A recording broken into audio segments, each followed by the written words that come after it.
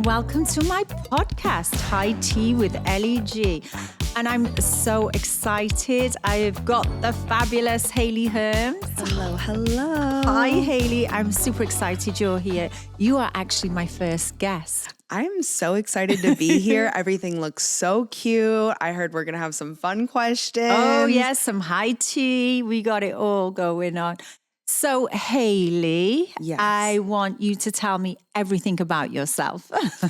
Where do I start? Just like highlights of like career? Yeah, who are you? Okay. I mean, you just like a little go back story? yeah, just to go back. Sorry, who are you? What do you do?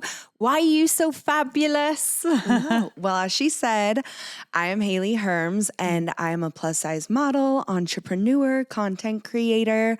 I have been in the entertainment industry basically my whole life. Yeah. I like to tell people I like came out of the womb with a microphone. Oh, I love that. So it started off as singing and I was just like singer. I did that for a long time. Yeah. Around like third grade, I was going to like a performance arts school on like the weekends and I was going to be a performer, right? Then seventh grade hit and, you know, this is going to kind of show my age. Not that I'm like super old or anything. Do you know what? Old is the new young. Don't worry about. Do you know what? I get pulled more at this age than I ever did in my 20s. Yes.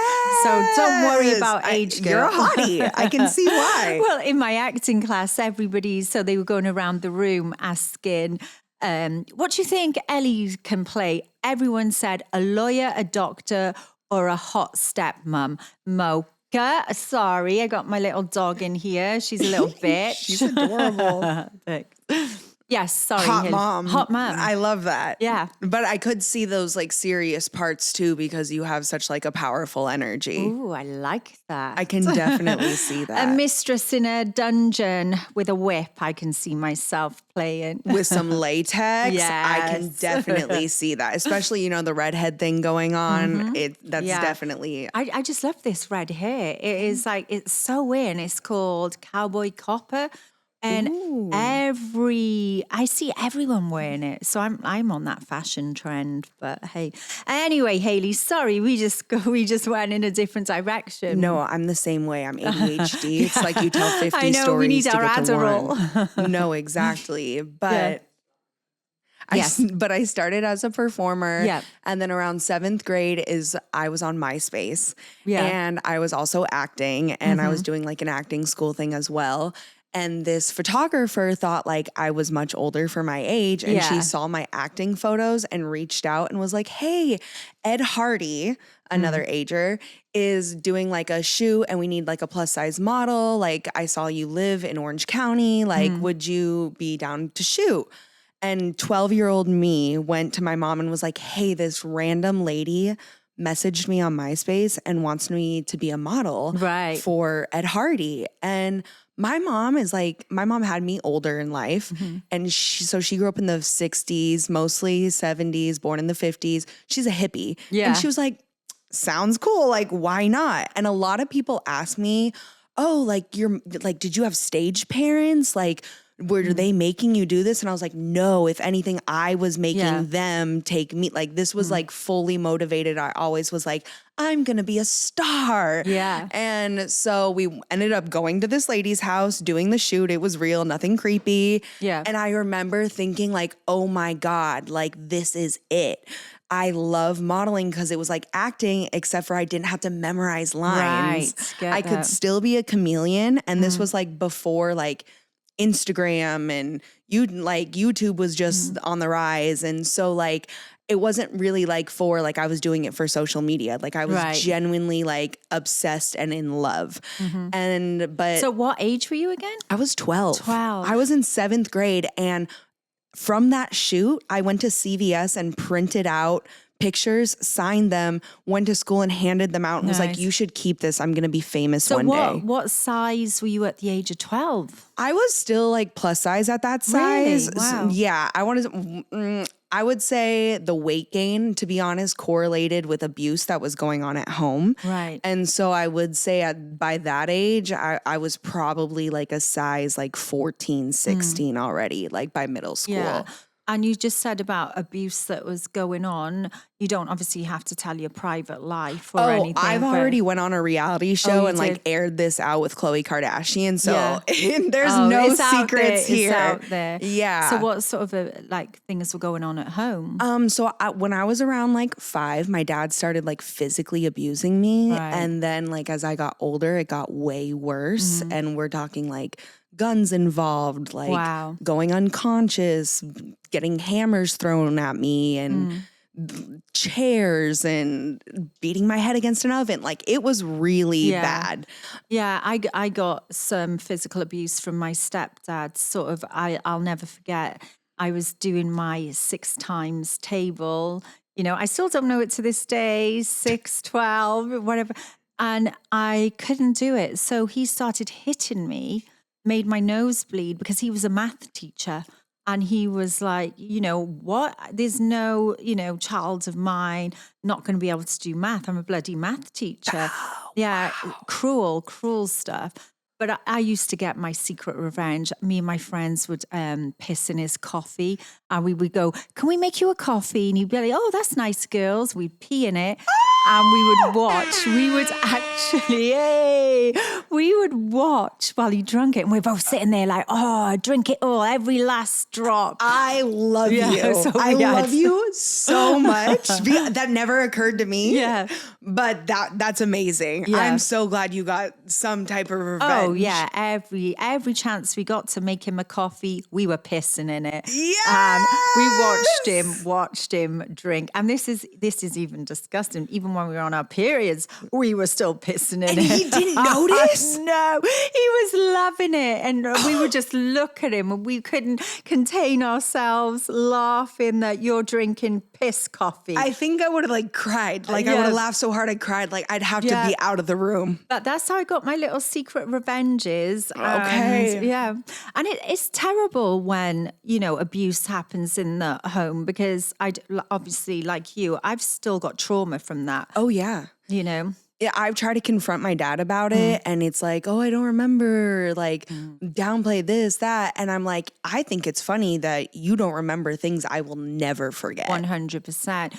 And do you think that contributed to your weight in any way or? Yeah. And well, that, and so it wasn't just like my dad, but like the verbal abuse was coming from like my whole family. Like if it was like Thanksgiving and I went to like go get seconds, they'd be like, are you sure you want to do that? And then it got like to the point where my dad would like call me a pig and make pig noises at me. Yeah. And then by the time I'll never forget, in 7th, 8th grade, my family sat me down like a couple times and they like mentally prepped me and they're like, we want to let you know. If you continue your life fat, you're not going to have a good life. No one's going to love you. You're not going to have a good career. People are going to make fun of you. High school is going to be horrible. You're going to hate your life. It's going to be the worst thing that ever happened. And was that because of, was it eating or was it just because some people put on weight? You know, it's not like they're eating, it's just their bodies, their genetics. I think it's a little bit of both because my mom's side is very slender and tall and my dad's side is short and the curvy side. And so I clearly did not get the tall and slender vibe. So I think it is genetic, but also after going to like years of therapy, I think we realized, well, not I think, I've acknowledged I've had an eating disorder from a very young age. Yes. And so it's like, you get to the point where you like, okay, I can't eat in front of people. So you're sneak eating. You eat food when you can get it. And that actually puts on weight because your body thinks it's starving. Yeah. And so, but then the more people told me that like I was going to hate my life fat and the more I lived with like this confidence, I think it hurt me in the long run as an adult that I see it now. But as a child, I was like, fuck you. Like, I'm going to be plus size. Like, you don't like me fat. Well, I'm going to be like the even hottest fat. Yeah. The hottest fat person you've ever seen. And Rebellion. Like, I always had like this almost delusional self-confidence, but I also think it came from people telling me all the time, like strangers would come up to my mom and be like, she has such a gorgeous face. Her face. And you know what? You have a very pretty face, a pretty attitude. And I think you're gorgeous. My daughter actually, so on my side of the family, again, we're all slender and slim, but my daughter didn't obviously carry that gene. You know, my daughter, I don't know what size she is now, but same, she has a very pretty face, a great attitude, and everyone loves her. And it's amazing. As a mother, I actually don't see what everyone else sees on the outside. I just see her. Yeah. You know, so I don't look her and think, oh my God, Georgia, you know, look at you. I just don't see that, you know? And you would think that like family would be the place where like that's not happening. Yeah. Because it was ironically like funny how they prepared. So the deal was they were going to tell me how bad my life was going to be if I continued to be fat. Right. Also, if you don't know about Orange County, like that's the land of thin, white, blonde, white women. Right. So like that's what you need to like fit into. Oh, jeez. And so, but the offer was like, we'll get you into a gym. We'll sign you up for Jenny Craig. We'll lie about your age so you can go see a trainer. Like it was like giving me offers of like anything else. Meanwhile, like I'm also at home getting abused. And so my weight versus being like physically beaten so much, like I didn't care as much as everyone else wanted me to care. I just had bigger things going on. No pun intended. No. And you know what? That's right. I think, again, whenever somebody is reprimanding you or putting you down, there's a couple of ways you can go. You can be very insecure, very you don't have no self-confidence at all. Or you could, you know, worst case, start harming yourself, you know, all these horrible things. But the fact that I guess you were sort of a bit rebellious, you're like, fuck you. I'm going to show you all that my size doesn't matter. And why should it matter? This is my life. Yeah. I'm owning my life and I'll do what the hell I want to do. And that's a very, like, that's an admirable sort of, yes, it's really, what's the words I'm looking for? Admirable, you know? Thank you. And yeah, you're definitely an icon and a role model to a lot of people out there who are going through what you went through. They're being body shamed and they're like, I love my body. I like me. And I'm not afraid to show all of me, you know, and fuck these body shamers and, you know, people who put you down, because you're proof that you're achieving what you set out to do. And you should be proud of that. Thank you. And definitely the fact that you're definitely a role model in my eyes. And I bet in lots of other people's eyes. Thank you. I mean, I don't know if I would say I set out intentionally to be a role model, but I do think I give really good advice. I think I've always been like the mama bear. Yeah. I've always been able to like wear like many hats. Like I remember in high school, so just kind of like a turning point for me, I would say, because you did touch on like people turn to other things. And so I grew up, I was in a very Catholic household. And so I was in a Catholic private school. Yeah. And the teachers were like also treating me like I was other and like weird and this and that. And I think a lot of that did have to also play into my size, but they can't be like, she's weird because she's fat, or like she's fat because she's weird. Like, you know what I mean? But so like a lot of adults like doubled down on what I was feeling at home and being like, I need to shove this down. And then I tried to tell people about the abuse. A therapist, grown-ups, they didn't believe me. And then I did start self-harming. Yeah. And the turning point was and the stock market happened. Stock market crashed. We lost everything.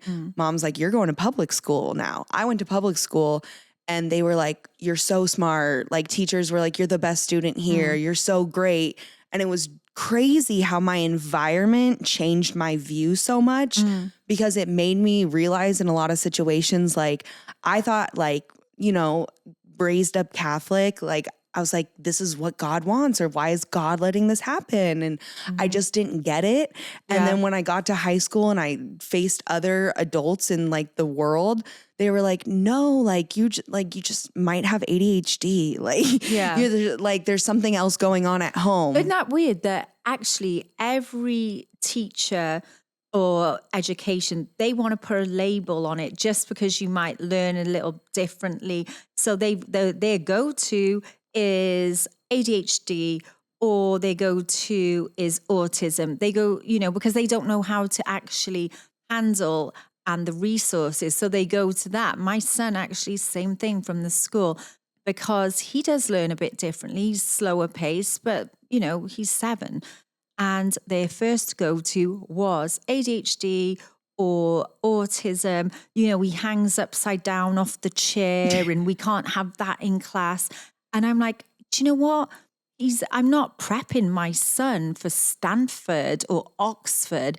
Let him just be him. And that's the problem with a lot of schools. They put the pressure on the kids, and not everyone is Stanford level, Oxford level. I was just watching this interview with Kimora Lee Simmons, and she was talking about like her kids were having problems in school, but it turns out like they ended up just being geniuses and were in the wrong environment. 100%. And she's like, I realized this kid was strong at this, so I sent them at a school where that was what they focused on. I realized this kid was strong in this.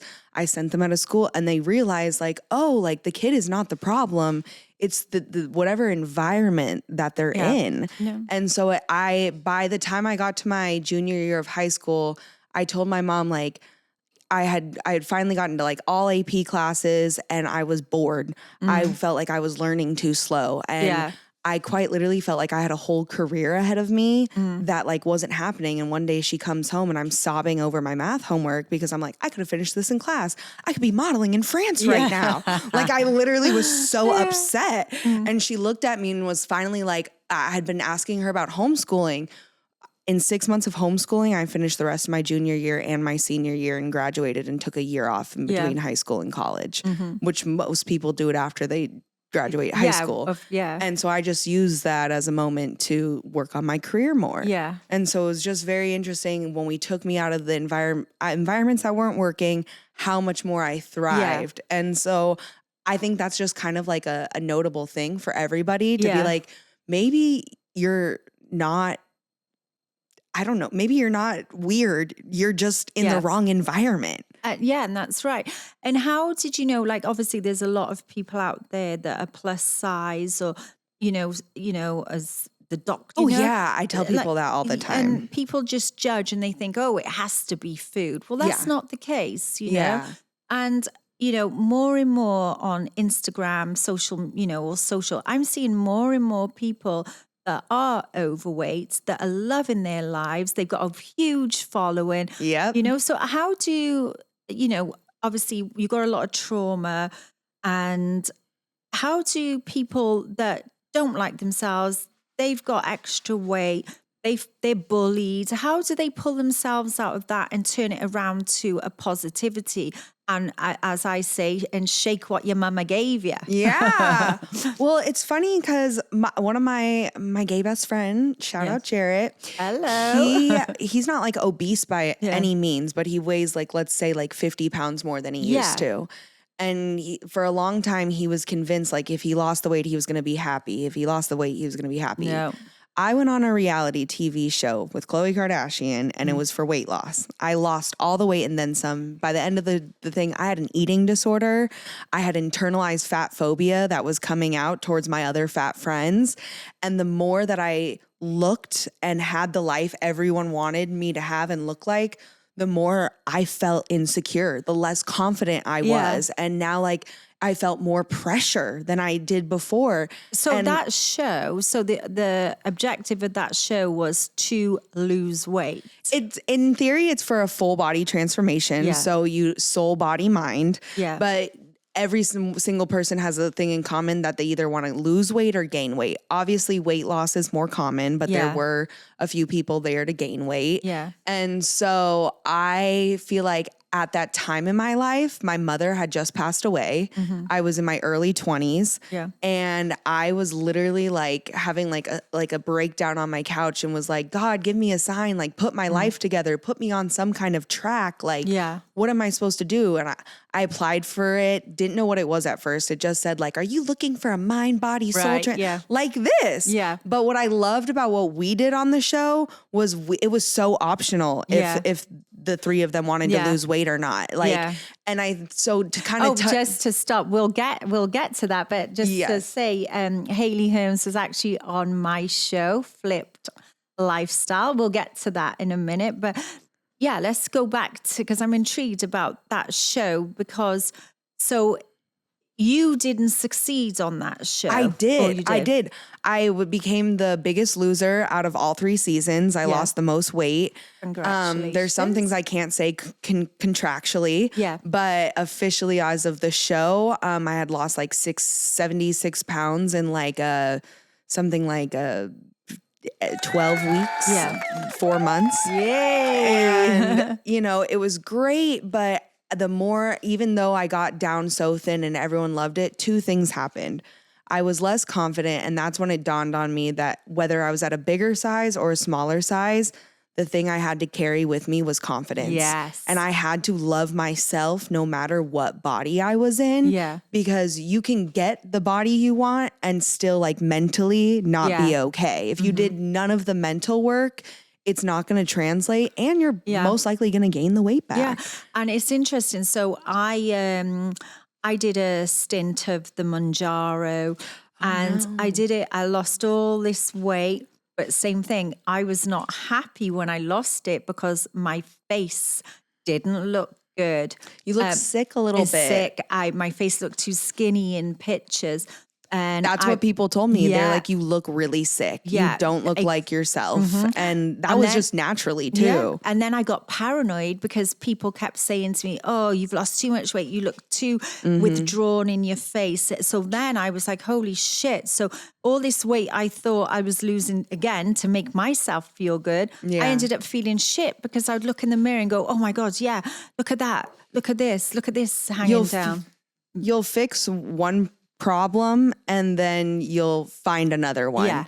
And that's why it's so important to have that that inner confidence, because the second thing I noticed was I lost all the weight, started posting on my YouTube channel, and people started commenting, your saggy skin is disgusting. You should have stayed fat. And so I couldn't win. You can't win either way. And again, I go, my weight fluctuates so much. I can be 135 pounds the next minute. I can be 165 pounds. There's, right now I'm stable. I'm sort of between the 137, 140 pound mark, and that's stable. But again, I came off the Mounjaro and it's just been eating healthy. And I managed to keeping it off that way. But I also, there was terrible side effects for me. It messed up with my left eye. Oh, my left eye was just so blurry, and that's a side effect. Yeah. And again, it's like any fad diet you go on. If you don't sustain it, it's coming back on. Yeah, exactly. But what I'm interested in is, what would you tell people, like I said, who don't have the confidence, love their curves and everything, but they're just either embarrassed or being put down, how would they get out of that? How would you inspire people? So I like to tell people, it's like, obviously Rome wasn't built in a day, so it's not something that's going to happen overnight. Yeah. So my biggest thing is going to tell you to do practices in your daily life. Yeah. It's kind of like muscle memory, like you're playing a sport, or like I tell my modeling students, the more you do it, the more your body is just you're not even just your body, but your mind, your soul, the whole thing is going to catch up. If you say it enough, you're going to eventually believe it. Yeah. And so I would tell them to do affirmations or write their different goals out and kind of see like, okay, if I want this goal, like, how do I get there? Or my goal is to wear a bikini at a beach. Okay, well, the chances are that you're just going to wake up one day and go to the beach and wear a bikini are low. Yeah. So let's start with a tank top. If it's let's start with jeans and a tank top. First, let's show your arms. Okay, then next, let's work on a skirt. Yeah. Or and slowly you start wearing tank tops. Slowly you start wearing skirts. I would say that's how you, like you mentioned, you're going to sustain something like that. Yeah, baby steps. Yeah. I mean, because it's too much of a shock. But yeah, I agree. Baby steps. So get into, so obviously you're on my show, Flipped, which actually came on TV today. So I'm super excited. Yes, we'll watch it after this. But why did you sign up to be on my show? Well, okay, so someone reached out from your team. Yeah. And I was like, oh, this perfectly aligns with me because just a few years ago, I was in their position with Khloe Kardashian. Yeah. And obviously the show came out, a lot of things happened for me. Career, just, a lot of things in a lot of places, a lot of growth, very fast. And so, and even before the TV show, I still had my career. Yeah. It's just, now more people found me. Yay. And so oh my gosh, I'm so sorry. What was our question again? No, okay. Well, we can go back a step, actually. I want to know, so how was your career flourished? Where are you today? What did you do? Yeah. How do people know Hayley Herms? Okay, so I started modeling, doing that whole MySpace thing. Then I saw Instagram came to be, and I was like, oh, I'm really hot and I have cute photos. I'm just gonna spam post the internet. Yeah. And so that's what I did, and I just gained lots of followers really fast before we had the Instagram that we know today. Yeah. And grew a platform, and then the show came out, and over in I would say 72 hours, my following tripled. Wow. And everyone, I remember the day after the show came home, I sat locked in my apartment for 24 hours on my phone, responding to pitch black lights, like a gremlin, responding to everything I could, posting everything I could. And just trying to give the people what they wanted. Yeah. And so, but I also had learned a lot of positive things and negative things from that experience. So when that person reached out, that was our question. When the person reached out, my show, right? From your show, I was like, oh my God, not only is this what I do now, and I coach models, aspiring models, whether it's in person, online, I do coaching and consulting work. And I was like, oh, this is right up my alley. But also I felt like the show was kind of focused as well as mind, body, and soul, but in an even more positive, healthy way. Yeah. And I was like, I've been in that experience and I love what you guys are doing. Yeah. And just letting people take what works for them and leave what doesn't. And you know what is great from that episode is you saw Jacob at the premiere party. Did you see how much weight he has lost? So I missed Jacob, but we did. He DM'd me and was like, "Hey, God. I want to let you know." Yeah. And then both of the other two people, they were incredible. Is it Leah? Not Leah? And okay, Manny. I almost called her Lisa. Manny didn't continue with the weight loss journey. He is bigger, but that he is super confident. He came up to me at the premiere and he's like, I just want to let you know everything that you told us I've been doing, and I want to let you know I'm making major moves in my life. I moved to Texas. I started a business. I'm like a manager or CEO or, the whole works. I'm doing things I never thought I could do.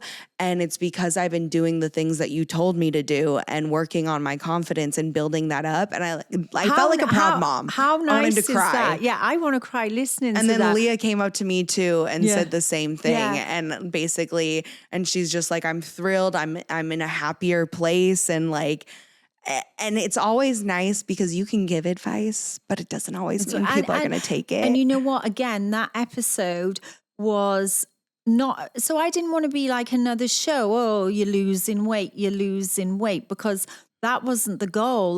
Why should it just be about weight loss? And why can't it be about enjoy the weight you are, love the weight, but have your confidence? And again, if you're not happy, I'm not taking you on a journey where you have to lose weight.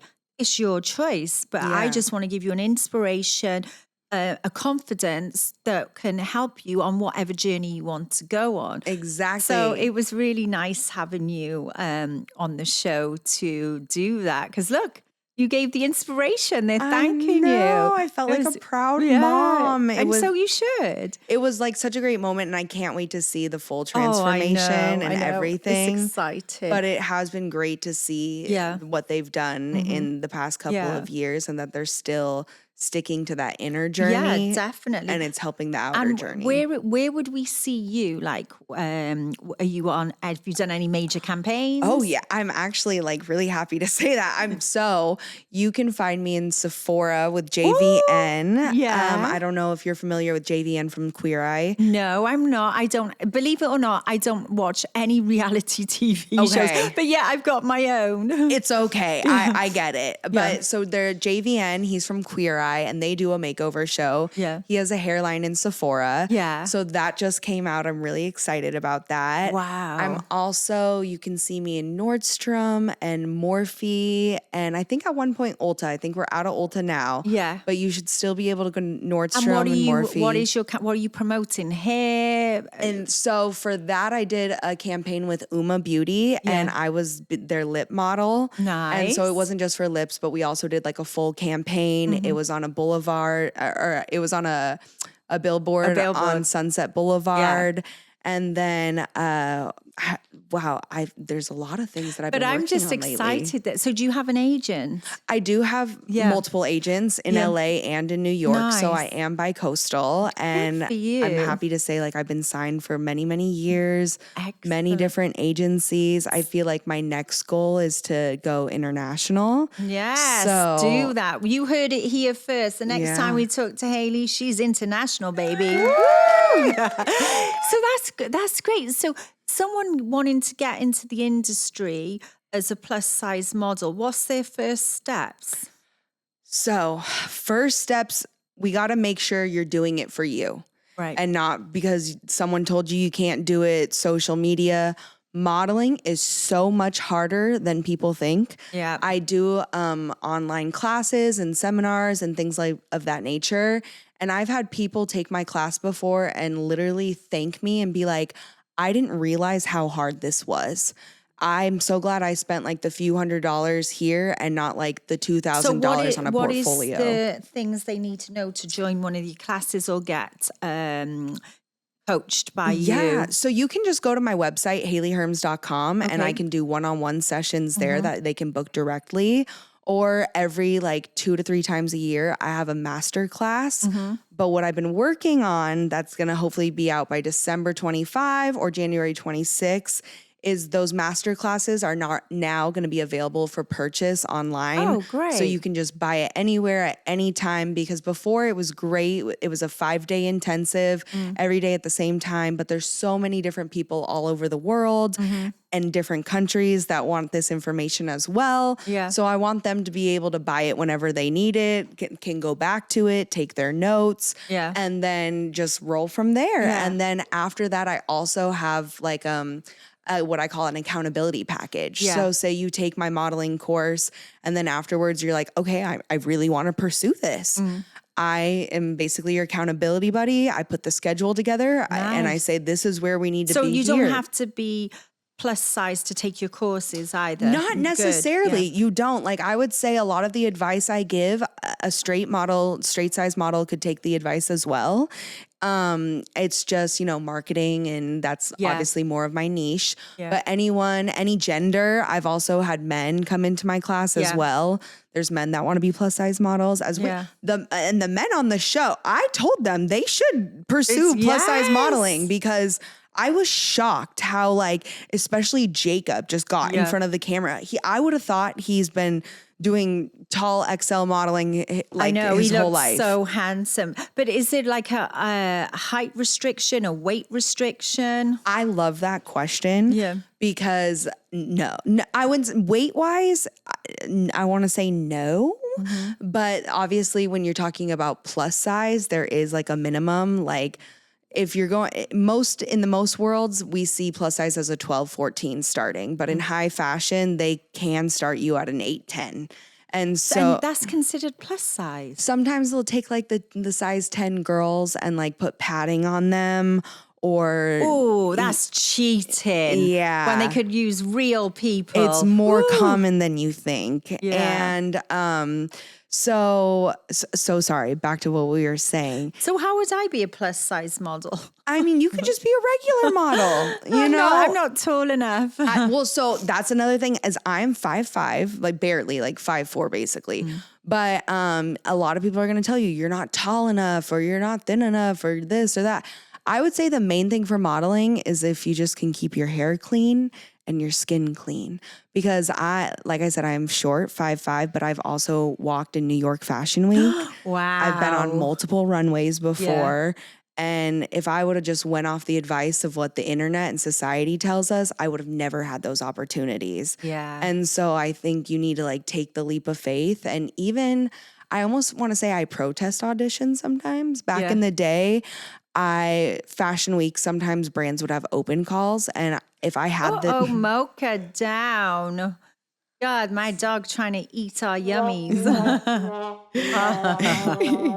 If I had the time, I would show up to auditions for brands I knew that didn't have plus size so that they could just be consciously aware that there's plus size models. Yeah. And I mean, one of the episodes, actually, I did a episode on people with disabilities and, you know, met with a model who didn't have an arm.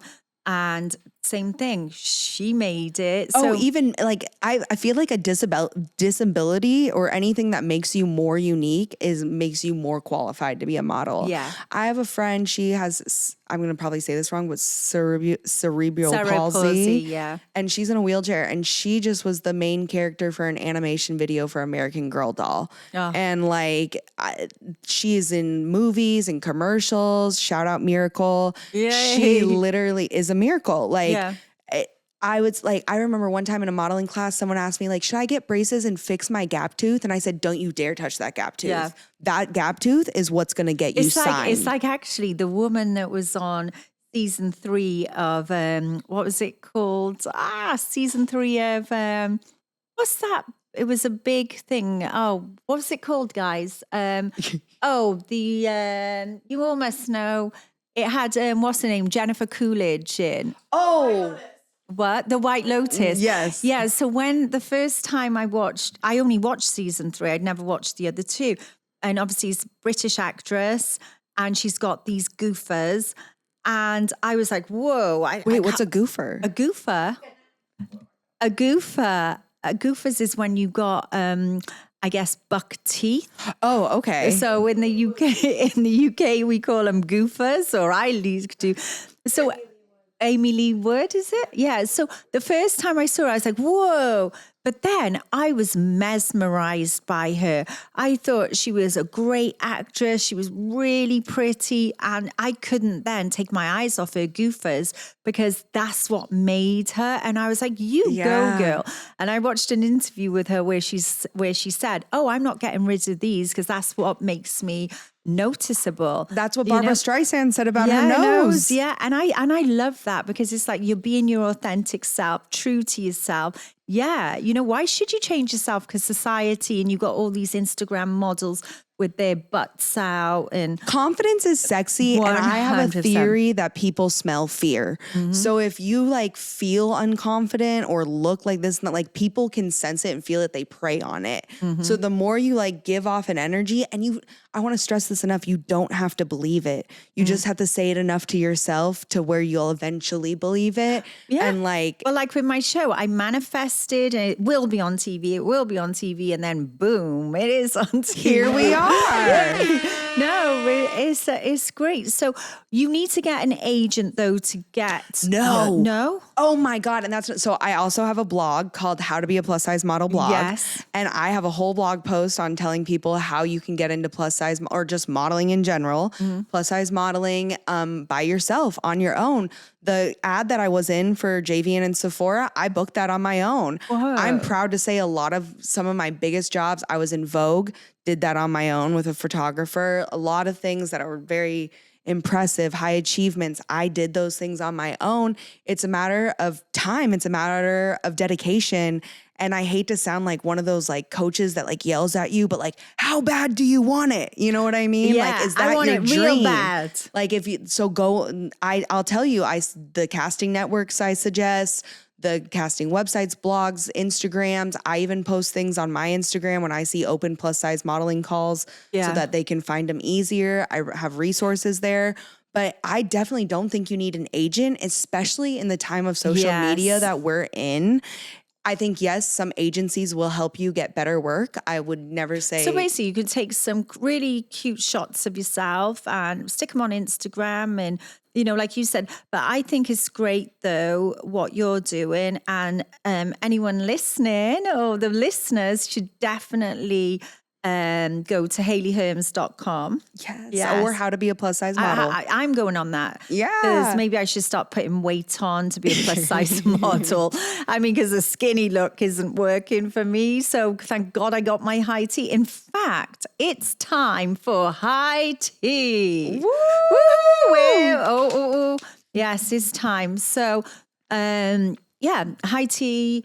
It's woohoo. So It's a. I think it's getting popular here. British thing where the women get to gossip and eat some cool things. And here's my high tea butler. Oh, thank you. Yee. All right, let's have a little tea. Do you actually like British tea, English tea? I'm not opposed to it. Do you want it with milk or without milk? You have to drink. You have to drink tea with milk. Okay. Or, I want to do it how you do it. Or if you want, we can skip the tea because it is lunchtime and we could go for a mimosa instead. Or we could do a shot of tequila even. I could do all three. So which one? Should we do a mimosa? Let's do a mimosa. Excuse me. Butler, can we have a mimosa, please? Thank you. Yeah, we actually really need one. Who's going to do it? I'm Ellie G. I built my career from flipping properties, but I've now realized my passion is helping others. And if there's anything I've learned, because I've been a plus size model at a size 12 and I've been a plus size model at a size 26, confidence and body positivity is key. Ian wants to be a star, but a star that he wants to be. You know, on normal singing competitions, they always choose the good singer. On my show, Flipped, we're doing things a little bit different. We're choosing the worst singer. Ellie, you're a rock star. I feel confident. I feel good. I feel rejuvenated. Yes, I am hot. Are you ready to be flipped? Yes!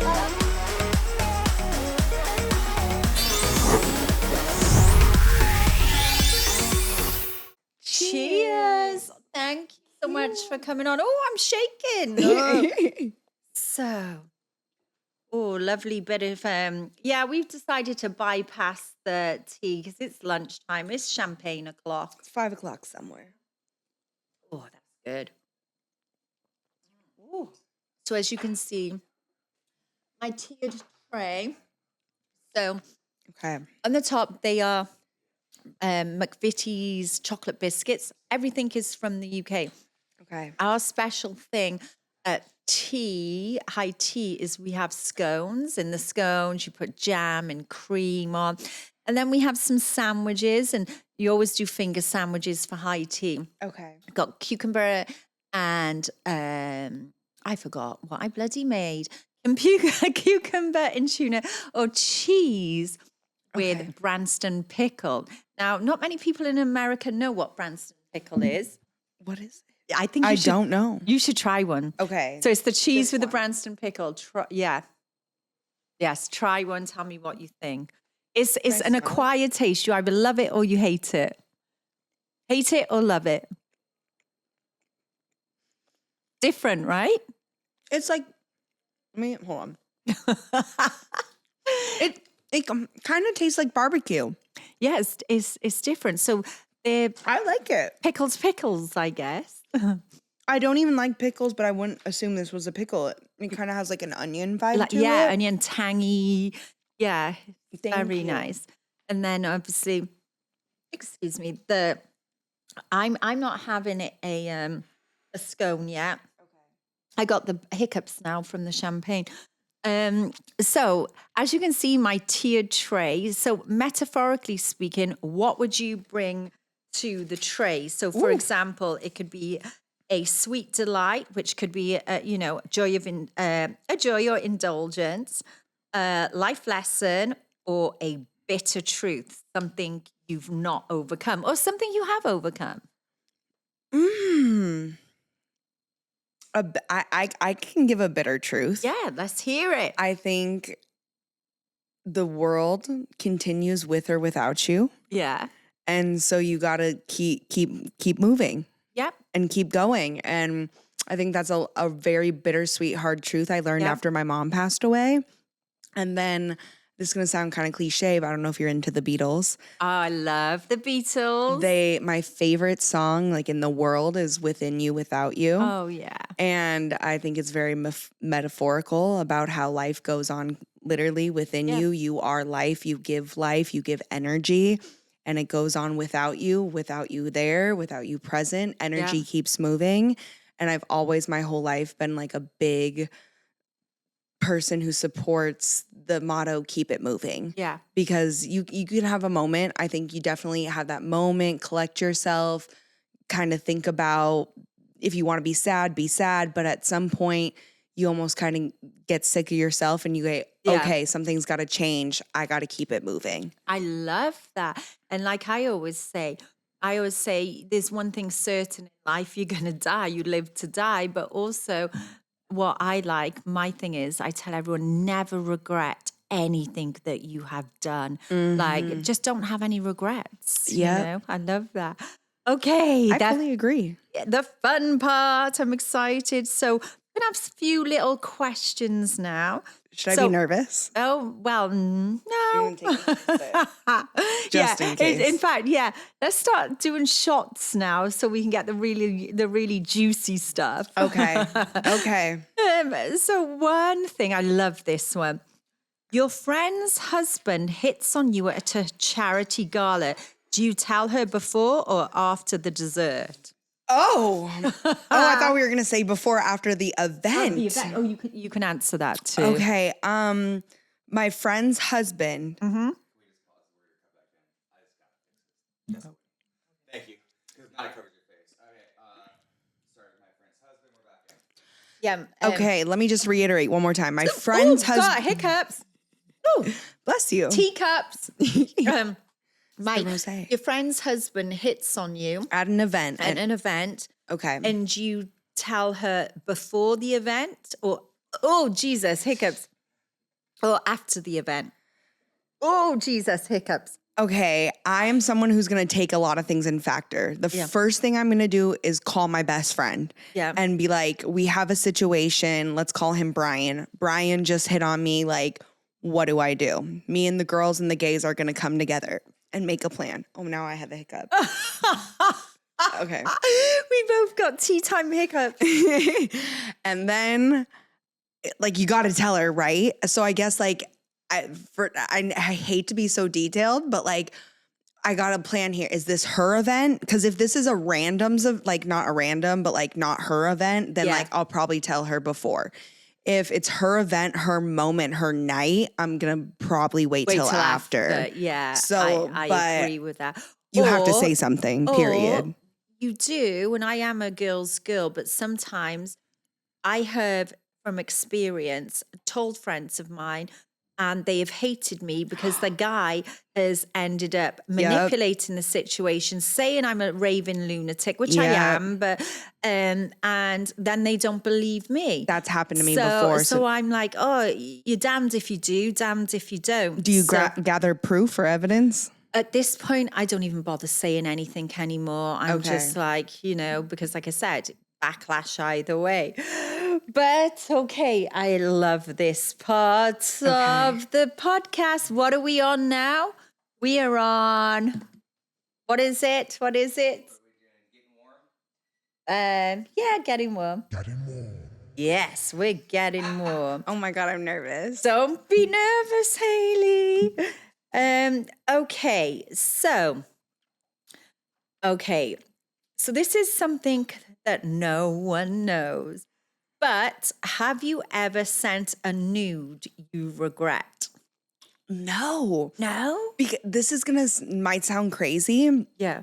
But remember how I said my whole life, I was like, Yeah. I'm going to be a star. I'm going to Yeah. be So like when nudes became a thing, I was like, I can't send nudes. Like I'm going to be famous. And at the time we saw women like Vanessa Hudgens and other celebrity women whose nudes got leaked and they were crucified. Yeah. I'm not saying it's justified because they're obviously not the ones who leaked them. Yeah. But I remember seeing the public reaction to these women at such a young age and being like, Yeah. I can never send a nude. Yeah. I literally my current relationship is the first time I've ever sent a nude. So I don't regret it. Well, I'm in big trouble because all the nudes out there of me in the world, Jesus. But the thing is, I embrace it. I love it. So I'm not worried. Like, why are you going to judge because I've got a fabulous pair of tits? You know? If you got them, flaunt them. Well, yeah, shake what your mama gave you, babe. Okay, so we're getting warmer here. So have you ever hooked up with someone just because they were famous or had a blue check mark? No, I've definitely had the opportunity. Yeah. But I've been in the industry for so long. I feel like I see how the industry moves. I don't like the power imbalance. Yeah. I think there's a lot of things that come with the lifestyle. Yeah. And I know that's very attractive for some people. For a woman who values independence, it's very hard for me to be told like what to do, when to do it, what to like be like somebody's mold, or it's just kind of like you look like every other bitch. And so I've just like I will say a thing is I've gone out of my way to protect myself. Yeah. But there's definitely been people that tried it, you know, with the check marks and the celebrities. Oh, this is a good one. What? So, by the way, these are just random. I'm asking, there's quite a few, but I'm just picking random ones. Okay. What's something sexual you've never tried but secretly want to? Maybe you shouldn't say it in front of your boyfriend. Oh, he's not listening anyway. You should surprise him. See, that's the thing. I feel like we've already got a sense of me. I'm very adventurous. So I feel like if there's something I really want to try, like I'll try it. I'll say something, I'll do it. So to be honest, off the top of my head, I don't think there's anything that I want to try that I like currently on my list. Like if I've communicated my needs if I want it. So I hate to spoil it for that one, but I don't, that's what you get when you're good with communication. Yes, I completely get that. So, I love this question. If your sex life had a title, what would it be? Ooh. Something spicy. Yeah. Something freaky. Yeah. Oh, freaky. We like that. So I don't know. It could be something like spicy whips or I don't know. Spicy bull gag. Because I can be averse and do both, be in both positions. So some I don't know, maybe like spice with an apostrophe over the E. Yeah. So it's like spicy. Yeah. So this is another random one, but I love this. What is the most amount of money you would accept for staying off all social media for a week? In theory, I want to say that, that wouldn't be too hard. But so in theory, though, your social media is part of my work, my job. So you're asking me to take off work. Work, yes. So it better be worth your while. I'm going to need at least maybe somewhere between a minimum, I'm thinking $35K. To take a week off work. Woo! So all you plus size models out there or expiring ones, you need to $600. Yeah. Okay. All right. But what's the minimum then? Let's not do the highest. Let's do the minimum. The minimum. And I know for sure this person is giving me the money. Let's do 8,000. 8,000. Wow. We're in the wrong business, people. Well, to be honest, I also another thing I do is I have a management company, and so so they're going to take a cut. Well, no, I manage content creators. Oh, you do? Oh, Yeah, okay. so You didn't say that. Wow. It's like on my, not like that it's not a priority, but it's not something I like. It's not fun to talk about, I guess, for people. But I have my own management company, my own brand, and we connect specifically women content creators and women of color to brands to get them ethical partnerships. So I realized I was getting paid a lot more than my friends of color, and they had quadruple the followings and better engagement than me.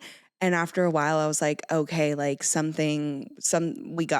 got to change, right? 100%, it's got to change. And so I launched that a couple years ago. And I remember the first month was like, this is the most I've ever been paid for an Instagram reel. And so it was very nice. But so I do that. So essentially, if I take off work, then they're taking off work. And so that's why I'm like, I have to think about other people. So $8,000 is the minimum. If anybody wants to challenge that, give Hayley Herms $8,000 so she doesn't have to work for a week and she'll be off all social media. Please. And we'll have a fly on the wall. Can I still take photos?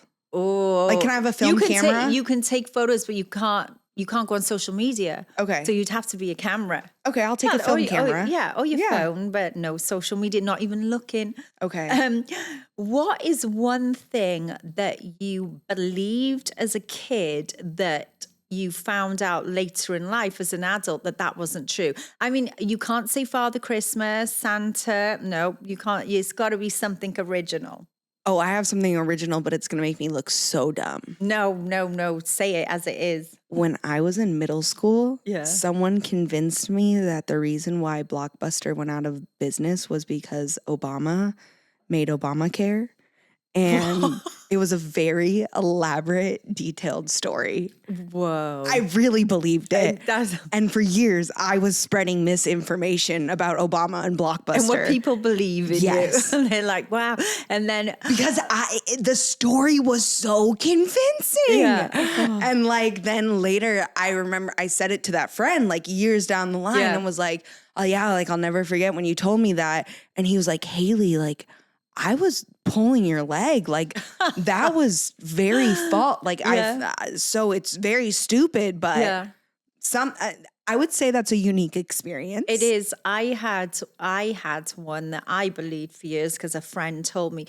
She said you couldn't get an STD, sexually transmitted disease, if somebody pulled out.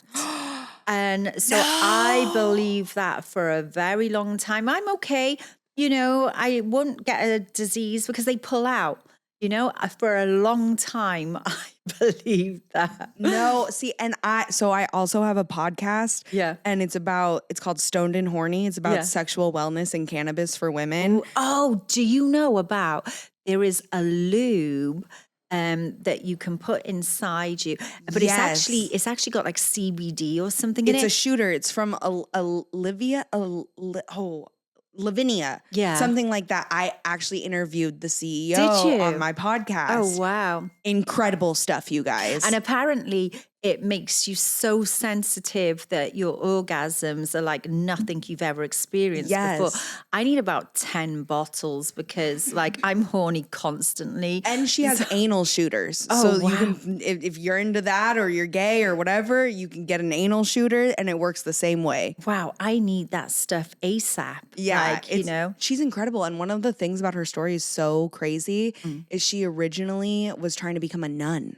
And she went to Europe to become a nun. Yeah. And while she was there, she became in a great European love affair and then was like, I don't know, I love sex, and came back to America. Because she probably hadn't had sex for years or was told some crazy story that she'd go blind and her arm would fall off if she had sex. Something crazy like that. That's why I have the podcast, so misinformation isn't spread. Yes. And it's so crazy the misinformation there is about STDs. And so I feel like that's so important that you said that, because there's a lot of misinformation. And I feel like I just want to tell people, like, go get your information from a real trusted source, or at least a place like my podcast where we can tell you where and what's the name of your podcast? Stoned and Horny. Stoned and Horny. Yeah. Yes, people, we like Stoned and And we'll Horny. tell you where the research came from, so you can look it up for yourself and you can make the decisions. That is great, because there are misconceptions about so many things.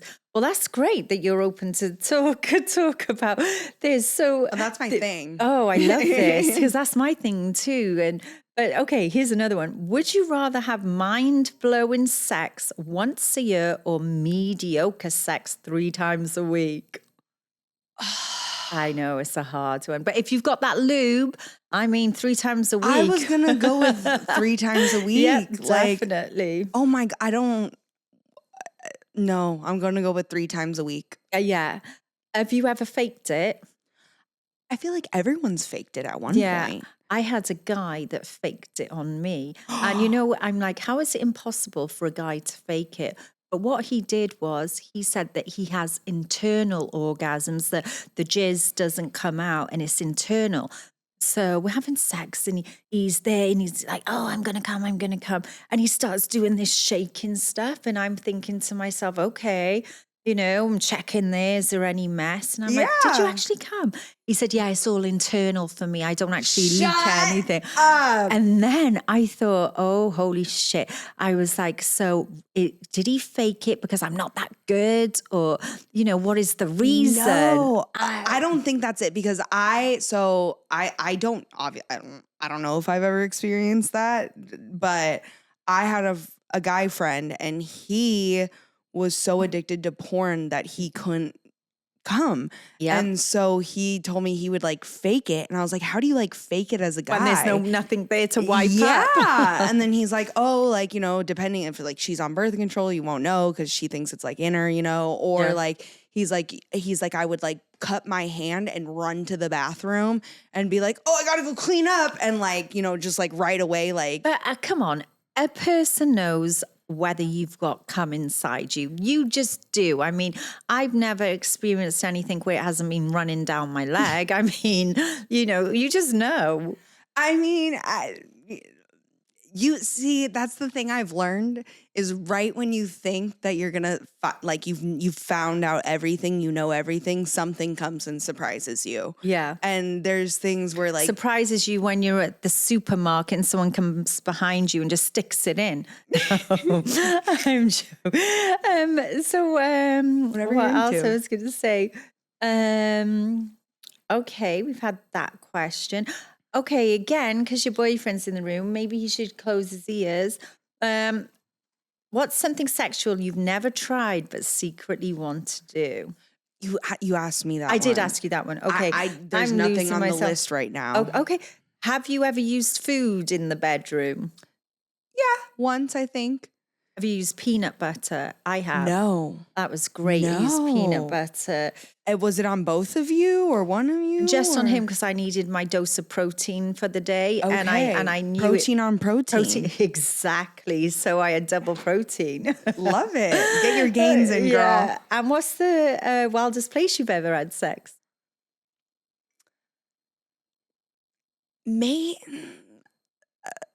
A park? Well, that's interesting. In the UK, we have a thing called dogging. It's called dogging. Okay. And it's where you drive to a park or, in the countryside and all the cars line up and you just start having sex with your partner and everybody can look through the car. So you could be in the back seat. And there's about 10 people around your car looking through the window, watching it. Have you done that? Yeah, when I was very young. Or you can actually hop cars.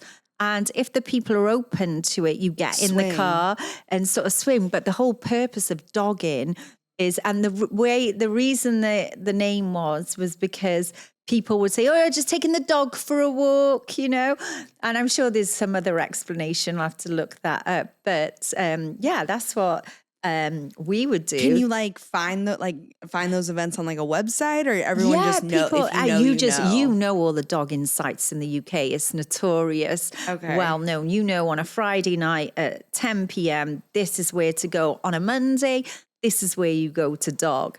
Yeah, it's very interesting. I would say, well, it wasn't in like the car. I was talking the actual like play set.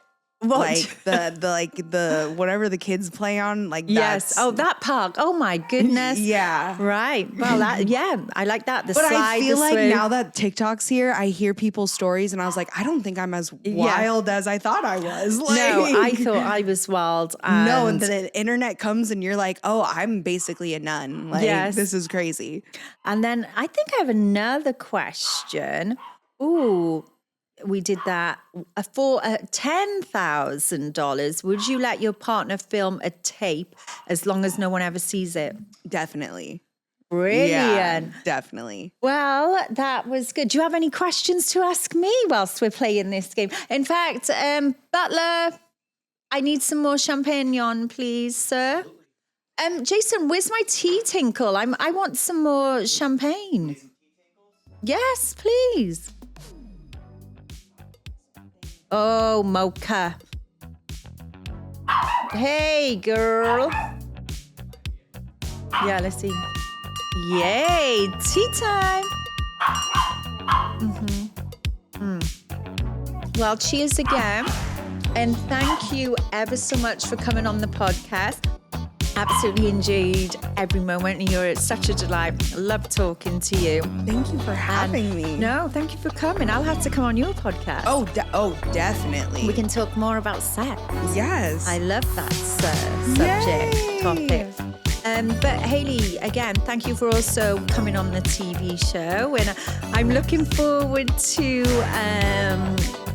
seeing your episode and your career, blooming and keep blooming and being great as it is, and I hope more good things come to you. So cheers. Cheers again for success. Yes, success for everyone. Flipped lifestyle. Yes, flipped lifestyle. Yes. Thank you everyone. Woo!